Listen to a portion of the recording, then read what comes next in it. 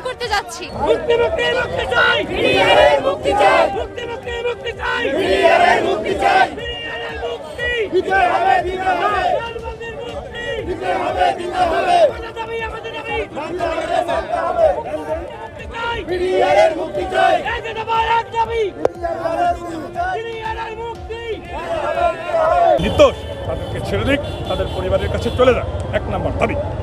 2 নম্বর দাবি আমি বলবো, এই 2 নম্বর যে দাবিটি আমি দেব, বর্তমান তদন্ত কমিশন উমো নাম্বার, হ্যাঁ উমো নয়, 2 উমো নাম্বার একটা ধারা লাগিয়ে দিয়েছে।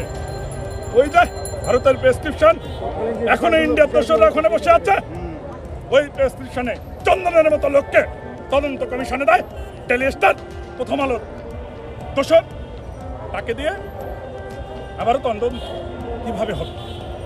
এই কমিশন থেকে তদন্ত সাহেবের অপসারণ চাচ্ছি এবং আমাদের এই 18,500 লোকে পূর্ণবহালের দাবি করছি এবং আমাদেরকে পূর্ণবহাল করতে হবে, ক্ষতিপূরণ সহ চাকরিতে নিতে হবে পূর্ণবহাল, অথবা আমাদের যদি সরকার মহোদয় মনে করে চাকরিতে ফেরানো যাদের বয়স নেই তাদেরকে পুনর্বাসন সমস্ত ক্ষতিপূরণ দিয়ে পুনর্বাসন করে দিক, তাহলে এই দেশের মানুষ জানবে বিডিআর বিদ্রোহের নামে যে তকমাটি আমাদেরকে লাগিয়েছে এই তকমার থেকে অন্তত যদি আমরা মুক্তি চাই, যদি আপনারা আমাদেরকে মুক্তি দিতে পারেন আমরা এখান থেকে সরে যাব। আমাদের প্রতিনিধি দল পাঠিয়েছি 9 জনকে, তারা যে রেজাল্ট নিয়ে আসবে এটার উপরে আমরা আমাদের বিজেপি না বিডিআর, দিল্লি না ঢাকা, দিল্লি না ঢাকা,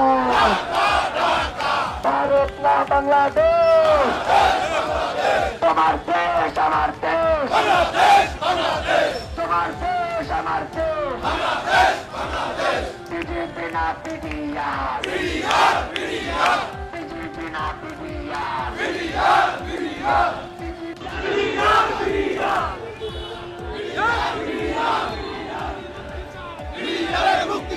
আমার স্বামী রাস্তাঘাটে মারা গেছে, আমাদের বাচ্চাকে যদি আমরা না খাই, এই পর্যন্ত অনেক কষ্ট করতেছি, বাচ্চাদের চাকরি খাই, আমাদের ন্যায্য পাওনা চাই।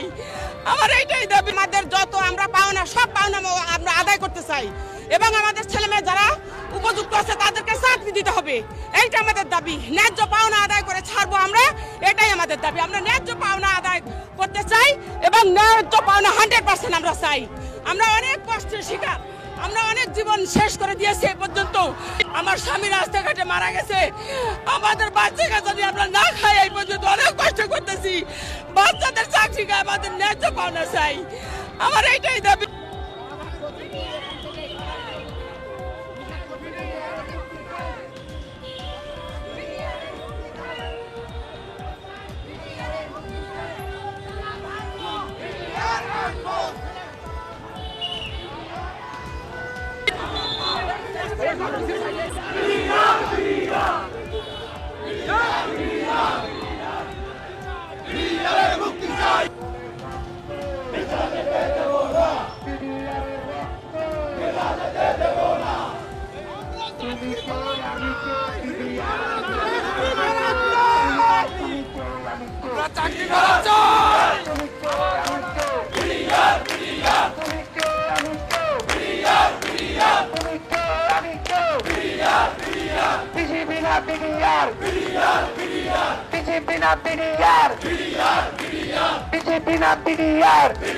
আমাদের চাকরি ফেরত দিতে হবে, পুনরায় চাকরিতে বহাল করতে হবে। নিরপরাধ যে সকল বিডিআর সদস্য জেলখানায় আছে তাদেরকে আগামীকালকের মাধ্যমে জামিন দিতে হবে। এই 2 আশায়, এই 2টা দাবি নিয়ে আমরা প্রধান উপদেষ্টা কার্যালয় অভিমুখে মাইন ভাইয়ের নেতৃত্বে সমস্ত ক্ষতিগ্রস্ত বিডিআর আমরা পদযাত্রায় অংশগ্রহণ করেছি। আমরা যারা চাকরিচ্যুত হয়েছি তাদেরকে পূর্ণবহাল দিতে হবে, সমস্ত ক্ষতিপূরণ সহ।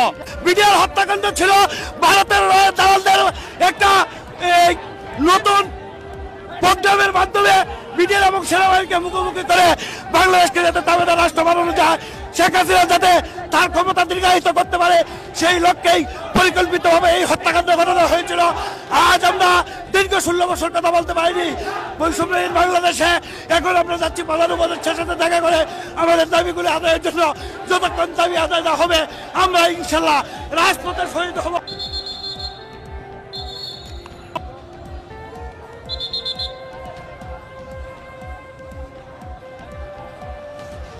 কেন্দ্রীয় শহীদ মিনার থেকে কিন্তু তারা কিন্তু ইতিমধ্যেই ঢাকা বিশ্ববিদ্যালয়ে যে রাজু ভাস্কর্য রয়েছে সেই রাজু ভাস্কর্যের দিকে কিন্তু চলে আসছে এবং সেই মিছিলের সামনেই কিন্তু অসংখ্য পুলিশ কঠোর অবস্থানেই রয়েছে।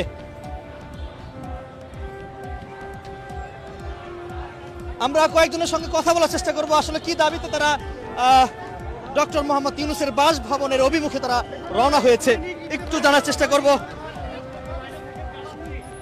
দাবিতে আসলে আপনারা ডক্টর মোহাম্মদ ইউনূসের বাসভবনে যাচ্ছেন? জি, আমার ভাই বিডিআরের মুক্তির দাবিতে আমরা এখন প্রধান উপদেষ্টার বাসভবন ঘেরাও করতে যাচ্ছি। আমরা যাচ্ছি বিডিআর 16 বছর আমরা নিরপরাধ বিডিআরদের সসম্মানে জামিন চাচ্ছি। তদন্ত করা হয় হোক, কিন্তু তাদেরকে যেন সসম্মানে মুক্তি দেওয়া হয়। আমার খালু হয়, জেলে আছে এখনো 16 বছর ধরে তো মামলা চলছে, এখনো 14 বছর তার হচ্ছে 1.5 বছরের একটা বাচ্চা রেখে গেছে ছেলে, সে এখনো মানে তারই বয়স হয়ে গেছে 16 বছর। এখন আমার খালা দেখা গেছে যে একাই সবকিছু মানে সিঙ্গেল মাদার হিসেবে।